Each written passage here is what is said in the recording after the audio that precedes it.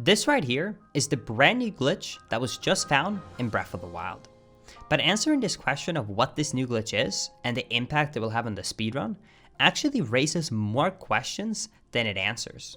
So that's what I'm going to be focusing on in today's video. We'll be taking a look at how this one glitch will change the speedrun as we know it, and also explain how to perform this glitch for yourself, since thankfully it is quite the easy glitch to perform. I hope you enjoyed the video. Oh, and don't forget to subscribe to the YouTube channel. To fully understand the impact that this glitch will have on the speedrun, we first need to take a look at what the current speedrun strats are like. If you dive all the way back to the launch of Breath of the Wild, you will notice that the time to beat the game was about an hour or so. And when taking a closer look into why the speedrun took so long, it simply comes down to how big the world is, and how much time the player spends running to get to each area in the game. So right from the start, the speedrun community put a lot of time trying to shorten these sequences. The first successful attempt to shorten the running speed came in form of stasis launches. By either getting hit by a fast moving object or grabbing onto a fast moving object, you could cover huge areas in the game in a very short period of time. This helped the speedrun community a lot, but it was still very restrictive and wasn't able to get rid of most of the running sequences of the run. But all of this changed once again in 2017 when another major glitch was found. A flaw was discovered in the game's code when switching from bullet time mode to normal gameplay mode. And if performed correctly, the speed you attained in bullet time mode would multiply by 19 times when the player cancelled out of it. And this was used all over the game, creating setups based upon bouncing an enemy's head to gain a ton of speed, and the glitch was called the bullet time bounce. And although this glitch did leave a huge impact on the speedrun community, it was still very restrictive in longer categories, since each launch required their own unique setup. But all of this changed once again in 2019, when the Bomb Impact launch was found, or BIL for short. This glitch took advantage of the bullet time trick I mentioned earlier, but instead of gaining your speed from a bounce, it instead used 2 bombs to initially gain all of your speed. By placing 2 bombs a perfect distance away from each other, you could line it up so that by detonating the first bomb, it blew the second bomb you had dropped forward, hitting Link's back, propelling him forward into the air. And the amazing thing? This glitch wasn't restrictive in the same way as the previous glitches. You could perform this glitch practically anywhere, while in midair, while jumping from a ledge, or even while climbing a wall. This glitch truly put Breath of the Wild speedrunning on the map. The only restriction this glitch added was that it took health to perform this glitch, meaning that you had to prepare a lot of food if you planned to continue using this glitch. It also had one more limitation in terms of the first area of the game, since you didn't start off with a bomb ruin immediately, but had to actually acquire it from the bomb shrine. And with this glitch, and with Breath of the Wild speedrunning finding its holy grail of glitches, was that it? Well, that's where this new glitch comes into play. You might think at first that this glitch is not relevant in the speedrun, since BILs are already so powerful, but that is where you're wrong. This glitch only requires the player to have a shield and a bow, and then any object that you can pick up. This could be a rock, or a barrel, or even a bomb for that matter. So this means that this glitch can be performed pretty much anywhere in the game. And it also allows you to travel an infinite distance without having to stop, unlike a BIL where you only have a limited amount of speed, and your speed constantly decreases as more time goes on. And this can be extremely useful for all types of categories. For the shorter categories, it will most likely finally shorten how long speedrunners take to complete the Great Plateau, which is the most tedious part of the speedrun at the moment. It will also help categories that don't have a lot of spare health, like all dungeons, since they no longer have to collect and cook as much food that they would need to if they were performing BILs. And last but not least, the 100% category. I think this category will have the biggest improvement, with already 5 minutes of time save being found within the first hour of this glitch being discovered. In the 100% category, you have to do a lot of side quests, and one of these is bringing a letter all the way from Zora's domain down to this lizard camp. And walking this entire path with a letter in your hand takes about 5 minutes. But since this glitch allows you to carry an object in your hand, you can simply use this glitch to fly all the way from Zora's domain to the lizard camp, saving about 5 minutes.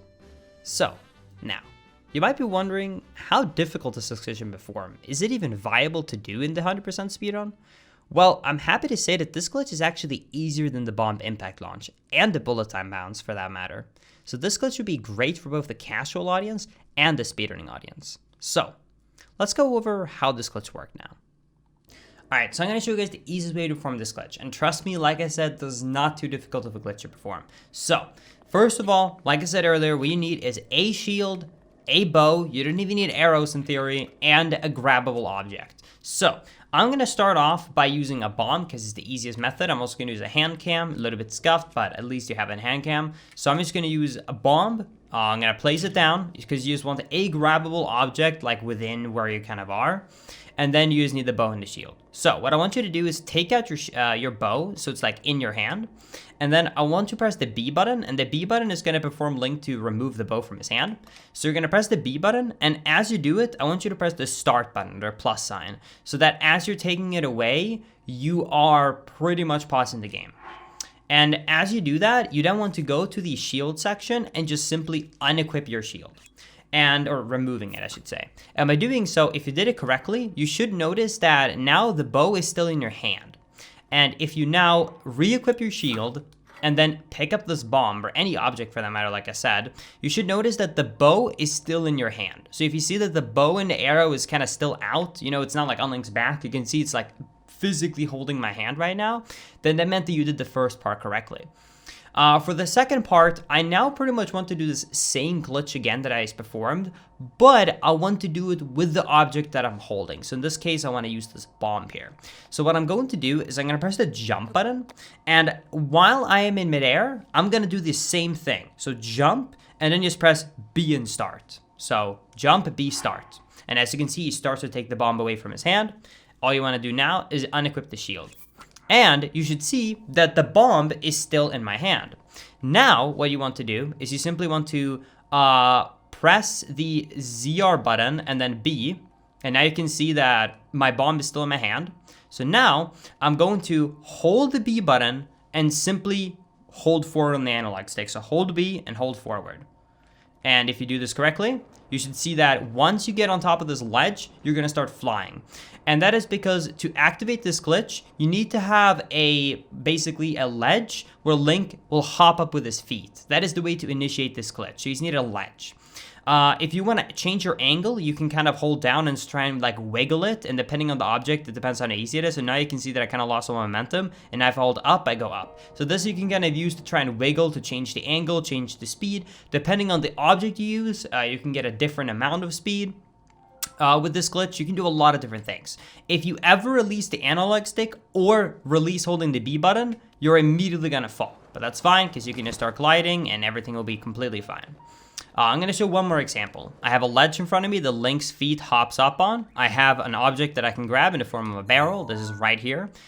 So let's do it. So simply, I'm going to do the exact same thing. So have a bow out of my hand, press B and start, unequip the shield, re-equip the shield, grab the object, jump, press B and start, unequip the shield again, tap on my bow and remove it, then hold forward and B, and boom. We immediately start flying as we jump up on the ledge. And as you can see, I'm currently flying, and yeah, if I continue to hold this, I can pretty much go an infinite distance. So that's pretty much all you gotta do. That's why it's so easy to perform this glitch. You might think that even for a casual, this is gonna be amazing. And you might not think that it seems like I'm going pretty fast, and you can get higher speeds depending on the object you're going and how you reset up your angle. But just by doing the most simple thing, by just continuing to go in the angle that I was going at when I went first off the ledge to begin with, you can tell that I'm not slowing down. I'm maintaining the same momentum. And if you would imagine even just riding a horse on this same distance I'm going right now, it would take a very long time. So this is a very, very overpowered glitch to do. And you could even kind of go up steep slopes or mountains with this glitch. It's very, very powerful, like I said. So definitely going to be a very major glitch when it comes to the speedrunning scene. And that is how this new glitch works. I'm super excited to see the future of this game, and if you love Breath of the Wild speedrunning, or speedrunning in general, you should definitely check out my Twitch channel, @LinkIs7, where I plan on doing a 20+ hour 100% speedrun of this game with this new glitch. You can also check out my newer YouTube channel, LinkIs7 Daily, where I post daily highlight videos of all of my Twitch streams.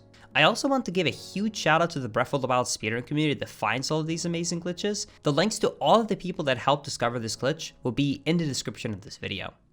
Thank you guys so much for watching today's video, and I will see you all in the next one. Later everybody, bye bye.